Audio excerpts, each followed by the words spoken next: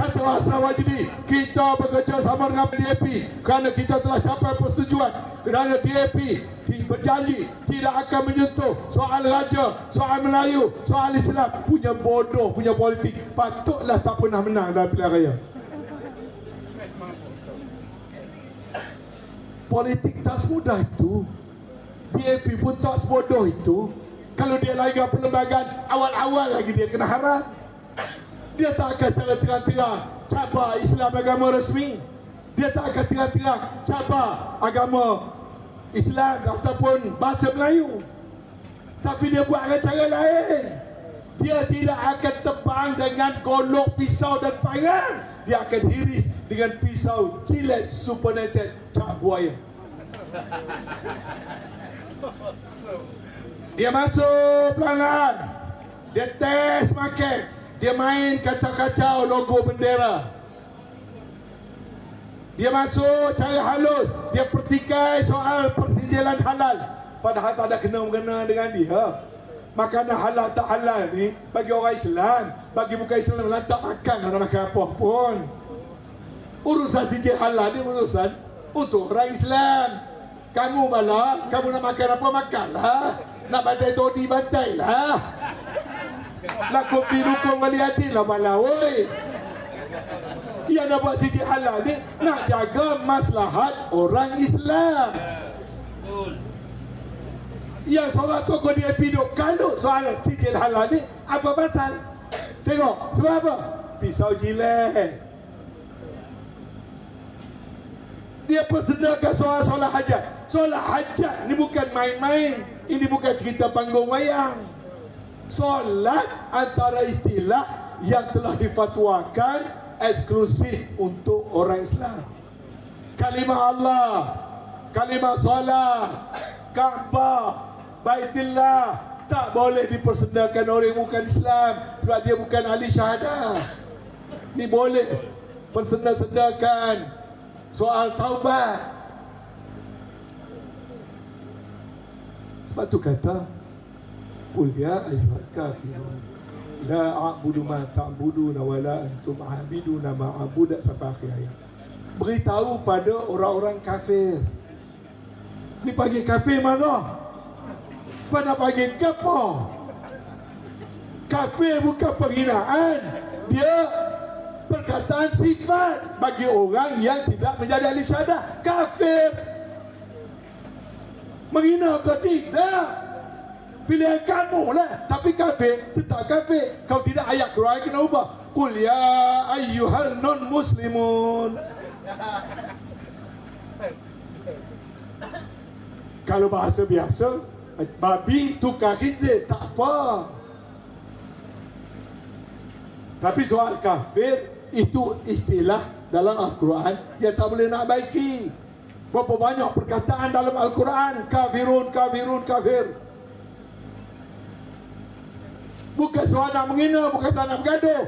Itu adalah soal penjelasan dalam Al-Quran. Hina ke? Tidak. Apa bukti tidak? Tuhan dah kata, bagi kamu, agama kamu, kami tidak akan menyembah apa yang kamu sembah. Kamu tak akan sembah apa aku sembah. Kami tak akan beribadat cara kamu ibadat. Dan kamu tak akan beribadat cara aku beribadat. Lakum dinukum waliyadin. Bagi kamu agama kamu, bagi kami agama kami. Peace, aman. Itulah asal negara kita. Islam, agama bagi persekutuan. Tapi agama lain, bebas nak diamalkan. Buatlah.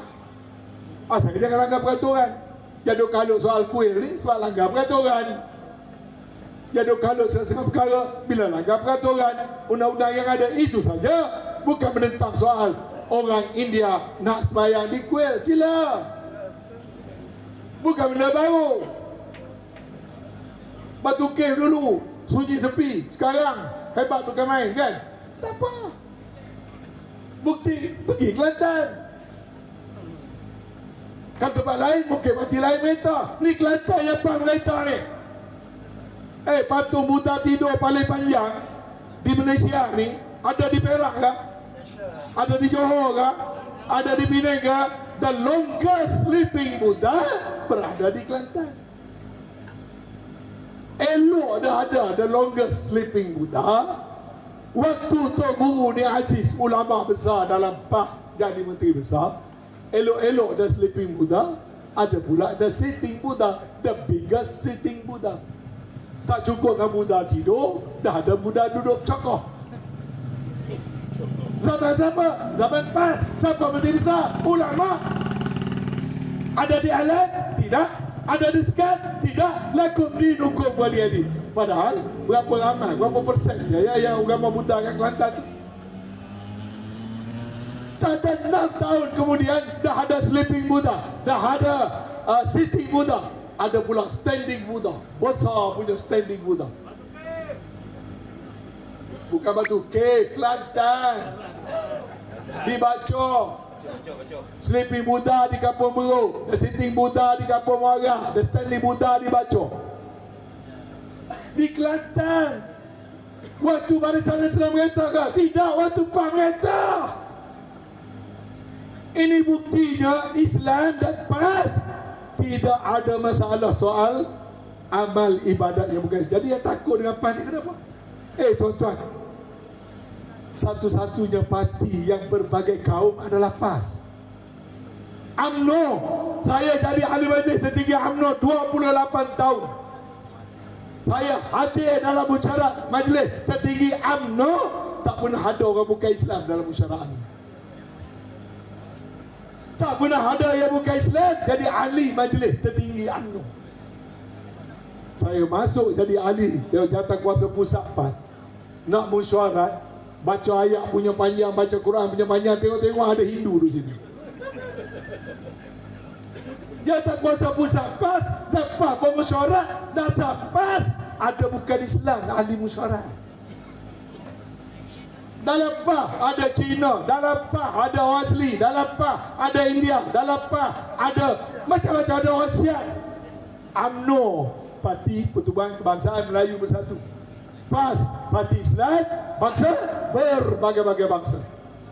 Agama, berbagai-bagai agama. Adalah kaedah dia. Duduk yang bukan Islam dalam PAS hanya duduk kelab, tarafnya kelab. Macam UMNO ada kelab UMNO.